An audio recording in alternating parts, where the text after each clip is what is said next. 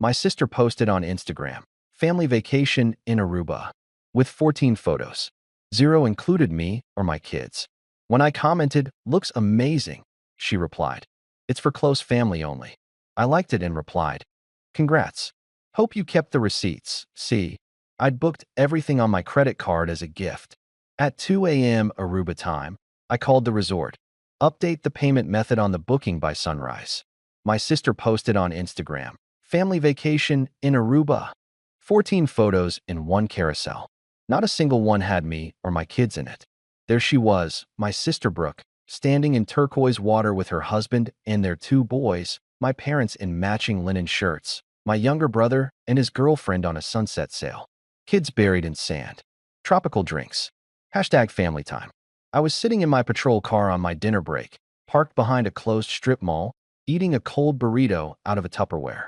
My kids were at home with their mom, still talking about, maybe next year we'll go to the beach with everyone. I stared at the screen for a solid minute before I did anything. I typed, "Looks amazing." She replied in under a minute. "It's for close family only." Close family. My jaw actually locked. My thumb hovered over the screen. I could feel my pulse in my ears. Then I did something that probably confused out of her. I liked her comment. Then I replied, "Congrats. Hope you kept the receipts." Because I had booked everything on my credit card. Flights, resort, airport transfer, all of it. My treat. Early Christmas, I called it. At 2 a.m. Aruba time, when I knew they'd all be asleep from all those cocktails and sun, I called the resort. "Hi," I said, giving the confirmation number I had memorized. "I need to update the payment method on the booking." By sunrise, my sister's close family-only trip was still there. But my card wasn't. I'm Landon, 39, patrol sergeant in a mid-sized city in Florida. Divorced. 2 kids, Eli, 11, and Harper, 8. We live in a small 3-bedroom rental 20 minutes from the beach, if traffic is kind. My ex-wife and I split custody 50-50ths. We're not best friends, but we're not at war. We text about homework and soccer schedules. It works. My parents still live in the same suburb I grew up in. My sister Brooke lives 10 minutes from them in a big 2-story house with a pool. My little brother, Ryan, rents their basement until he gets back on his feet, which has been like 6 years. And then there's me, the cop with the stable job and good benefits. That's how they talk about it. Not like I'm a whole person. I'm a walking paycheck with a badge. It started small, I guess. A few years ago, my parents were behind on their mortgage. I slipped them $1,500. Then another $800 a month later, just to catch up on the utilities. When Brooke's husband's truck died, I co-signed for a used one, then handed over $2,000 for the down payment. I paid for Ryan's DUI lawyer. I covered my parents' property tax 1 year when my dad forgot the deadline. When Brooke wanted a big 60th birthday party for mom at a fancy restaurant, I put the deposit on my card because you get points. Landon, it's good for you too. It was always framed like I was helping myself somehow. Meanwhile, my kids quietly got the leftovers. They got invited to cousins' days, if someone remembered. They were in maybe half the family pictures, always on the edges. When Brooke posted her annual My Whole World collage last Thanksgiving, there were 8 photos.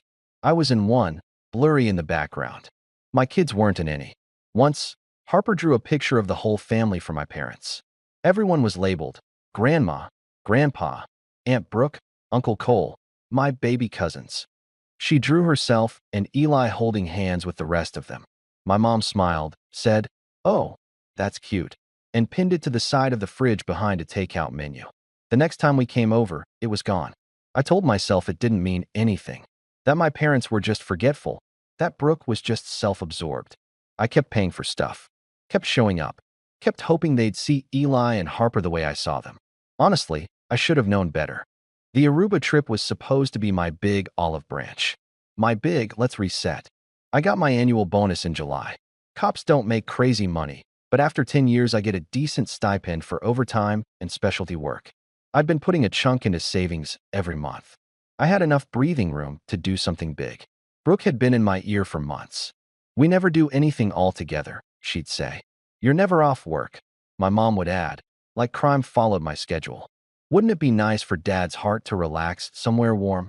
So when I saw a deal on a family package to Aruba, 7 nights, all-inclusive resort, Kids stay free if they're under 12. I jumped. 3 rooms. One for my parents. One for Brooke and her crew. One for Ryan and his girlfriend that he swore would still be around in 6 months. I put it all on my card. Think of it as, I don't know, a thank you for all the help with the kids. I told my parents in their kitchen. I'll cover lodging. You guys just handle your own flights. They balked at first, then I caved. Okay, I said. I'll book the flights too. You can pay me back when you can. No rush. I didn't mention that I wouldn't be going. We were short-staffed at the station. I'd already burned my vacation weeks that year around court dates, sick kids, and mandatory training. I calculated it 10 times. There was no way to get 7 consecutive days off in February without screwing my squad. It sucked. My kids took it hard. Why can't we go too? Harper asked, legs swinging off my couch. Because it's complicated, bug, I said. Daddy's schedule is weird. Eli, who is old enough to know when something smells off, just stared at me. You're paying for everybody else to go, he said. But we're not going. Maybe we'll do our own trip later, I promised. Just us. I told myself I'd make it up to them. A road trip. A cabin. Something. The group chat for Aruba popped off for weeks.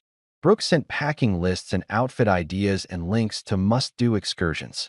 My mom texted sunscreen questions like they'd never seen the sun before. Ryan bragged about all the drinking he'd do at the swim-up bar. No one asked what my kids and I would be doing that week. 2 days before they flew out, I dropped by my parents' house to bring over printed itineraries and a folder with all the confirmations, because if I didn't, my mom would claim she never got anything. On the kitchen table, there was a stack of new beach towels embroidered with everyone's names. Cute, I said, picking one up. It said, Grandma, Grandpa, Brooke, Cole, Owen, Liam, Ryan, Jenna. No Eli. No Harper. No Landon. I looked up. You didn't get towels for my kids? My mom didn't look up from the list she was making. Well, we were thinking this trip is more for the households that are going, she said. It's complicated with custody, you know? We didn't want to step on any toes with their mother. They're literally my kids, I said.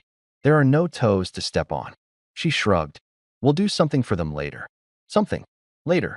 I walked out of there with my throat tight, but my mouth shut. Because the flights were booked. The room was paid for.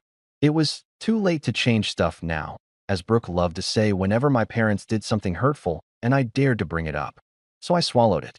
The night they flew out, Eli and Harper stayed up late at my place watching stupid beach vlogs on YouTube. Maybe next year, Eli said, voice flat. Yeah, I replied. Maybe. I went to work the next morning on 4 hours of sleep. And that afternoon, on my dinner break in the squad car, I saw the Instagram post. Her caption was long and sugary. Finally making memories with my whole family in paradise, with 3 heart emojis and a palm tree. Tagging my parents. Tagging Ryan. Tagging the resort. Tagging the airline. Not tagging me. There were my nieces and nephews building sandcastles.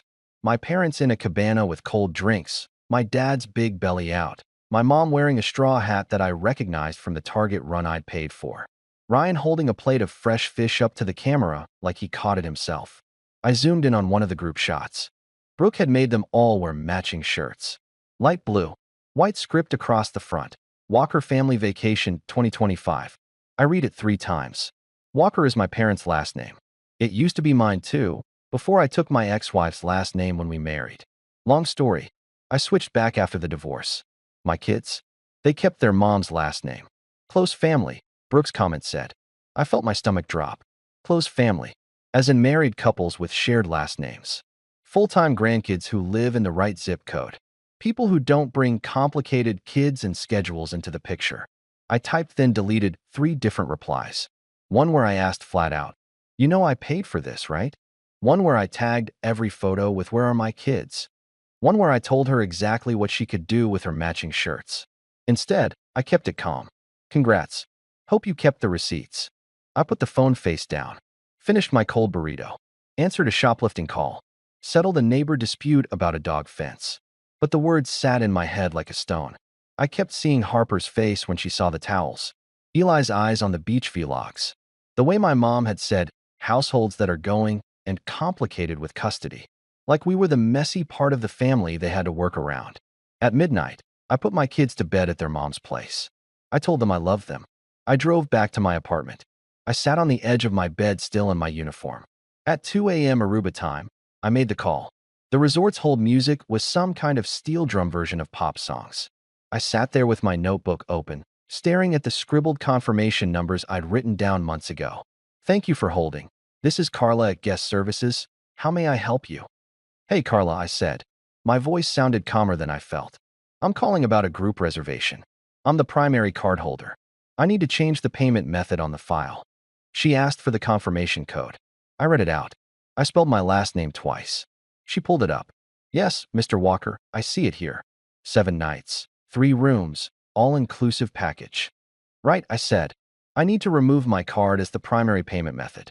Effective immediately. She paused. Okay, so you want to cancel the reservation? No, I said. They can keep their rooms. I just don't want my card associated with any charges. At all. Another pause. I could practically hear her brain doing the math on this one. You're the one who paid the deposit, she said carefully. Yep, and I understand I won't get that back. Consider that a gift. But as of right now, I don't authorize any further charges to my card. I need a note on the booking that a new payment method will be required at check-in and for any incidentals. She hummed. I could hear her typing. We can definitely remove your card and flag the account, she said. They won't be able to check in tomorrow without putting down a new card. But, sir, it's going to be awkward for them. I almost laughed. I can live with that, I said. Can you send me an email confirming the card is removed? A few clicks. Yes, I've emailed it to the address on file. Anything else today? One more thing, I said. There are airport transfers booked under my name for the arrival tomorrow, charged to my card. Can those be canceled? She checked. They're within the 24-hour window, so they're non-refundable, but we can remove your card and move the charge to the main room upon arrival. Do it, I said. 5 minutes later, my inbox pinged. Payment method removed. Card ending in 4412 no longer on file. I stared at the little green check mark like it was a lifeline. Then I opened my bank app. For years, I'd had 2 recurring transfers set up. $500 on the first to my parents' joint account for bills, and $200 every other Friday to a savings account I shared with Brooke and Ryan labeled Family Fund. That account had paid for a new grill at my parents' house, a dishwasher when theirs broke, a weekend at Disney for Brooke's kids because it's once in a childhood, Landon. I canceled both transfers. The app asked, "Are you sure you want to stop this recurring payment?" Yes, I was sure. I redirected the $700 into a new savings account I labeled Eli and Harper, Trips. I took a screenshot of the change. Balance, $0. Future transfer scheduled. I didn't send it to anyone. I just sat there, finally breathing all the way into my chest for the first time in months. I didn't call. I didn't text my sister to warn her. I went to bed. They landed in Aruba around noon the next day.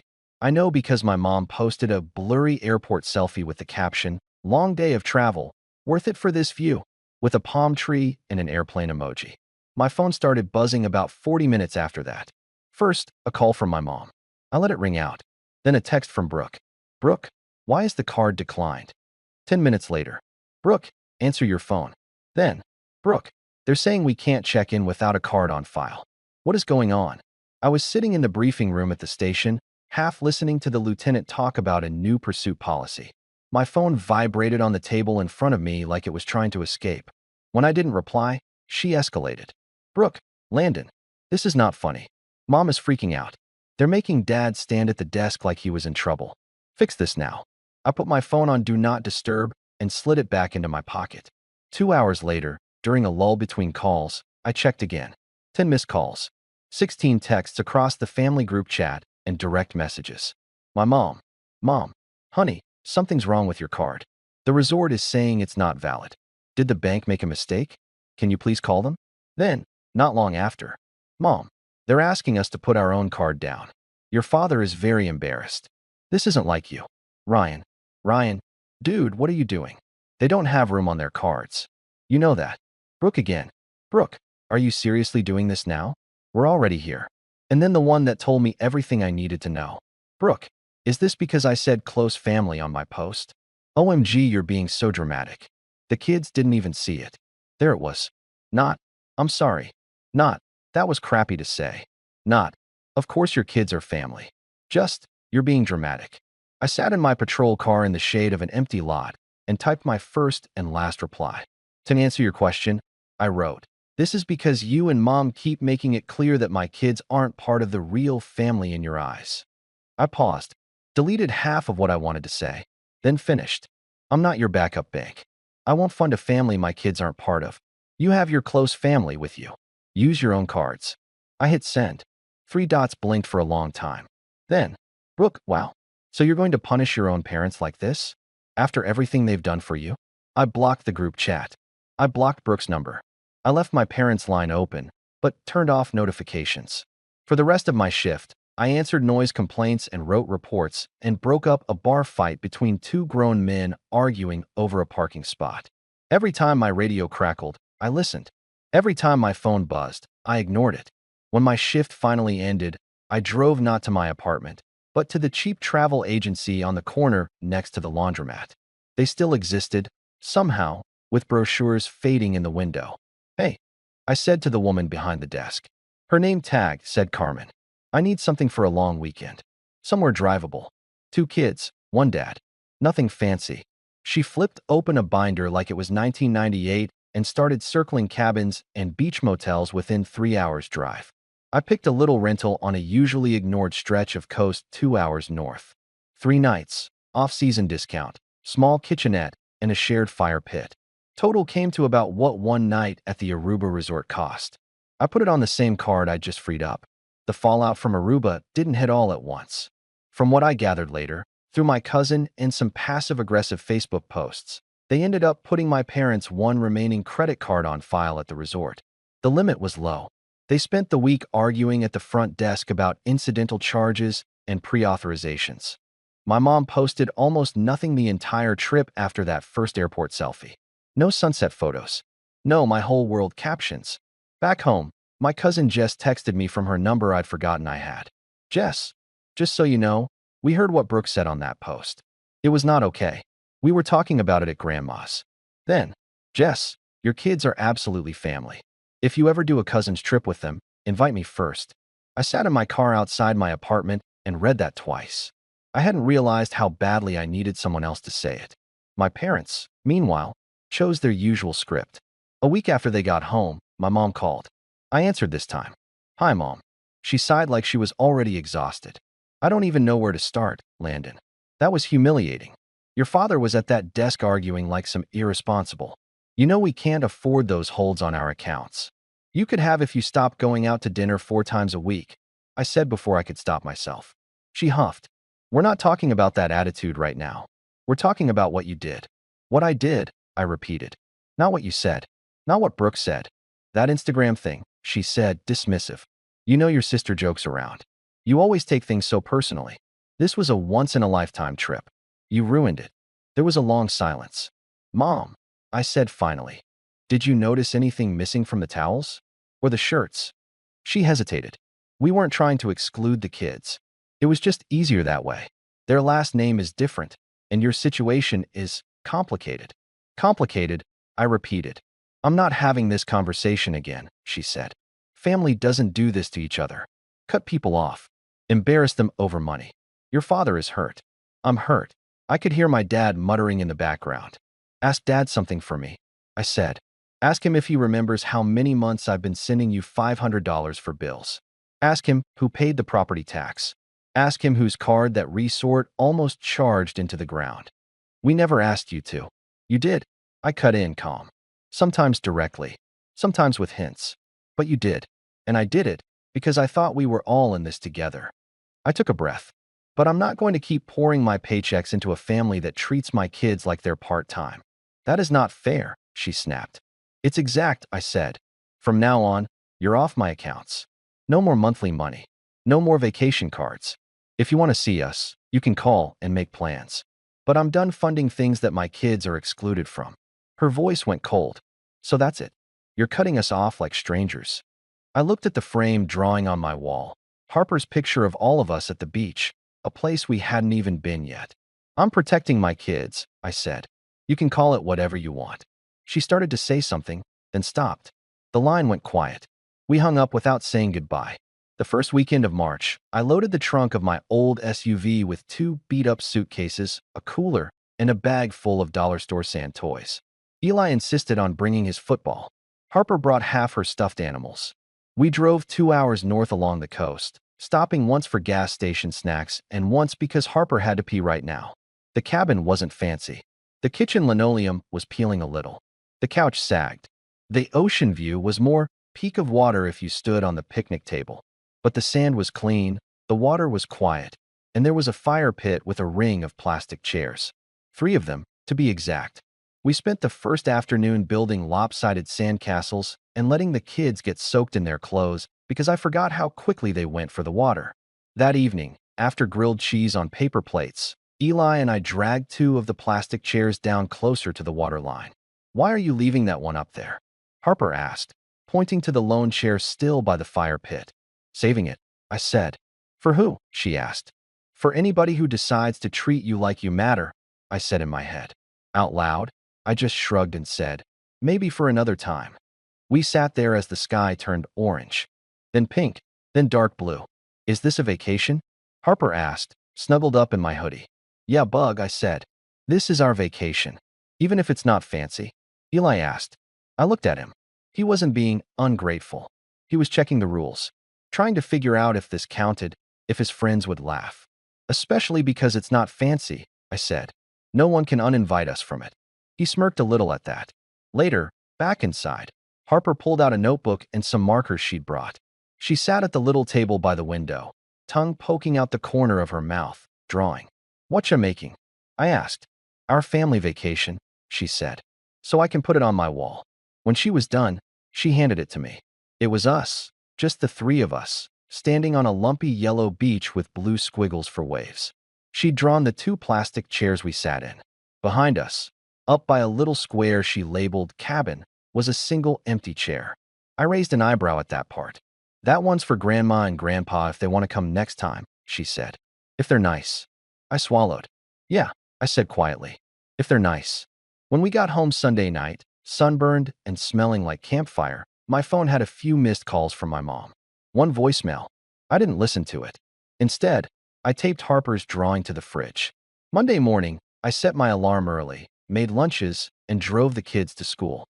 On the way, Eli said, "That was better than Aruba anyway." "You've never been to Aruba," I said, amused. He shrugged. "Don't need to. We had you." I dropped them off, watched them walk in, backpacks bumping against their shoulders. On my way to the station, I stopped at the bank. I signed the final papers to remove my name from the old family fund account. The teller stamped something, slid me a copy. "Anything else today, Sergeant Walker?" she asked. "No," I said.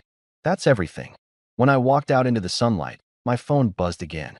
A text from my cousin Jess. "Jess, saw your kids' beach pics. They looked so happy. Next time, I'm bringing my girls." I smiled. Next time, I thought, we'll bring more chairs. For now, 3 was enough. The empty ones would stay empty until someone decided my kids were worth more than a towel and a matching shirt. If that never happened, that was fine too. We had our own beach now, our own drawing on the fridge, our own definition of family, and I was finally done paying for anyone else's. I'm on the narrator's side here because Brooke posted a 14-photo Aruba carousel and replied, "It's for close family only," even though Landon had put the flights and resort on his own credit card. Then at 2 a.m. Aruba time, he calmly called the resort to update the payment method and later redirected the $500 plus $200 recurring family fund transfers into savings for Eli and Harper. What this story teaches us is that if people treat your kids as optional, your money cannot stay automatic. Practical takeaways. Keep documentation and confirmations, emails, screenshots, account notes, and keep help accounts separate from your household budget so one tap can stop the automatic outflow. And send one clear written message that sets the boundary and a deadline for any repayment or future plans, and require a simple written agreement before you front costs again. I've been in a smaller version of this, when I realized a small favor had quietly turned into an expectation. What's the lesson you're taking from this one? Would you have stopped the transfers when the towels and matching shirts left your kids out?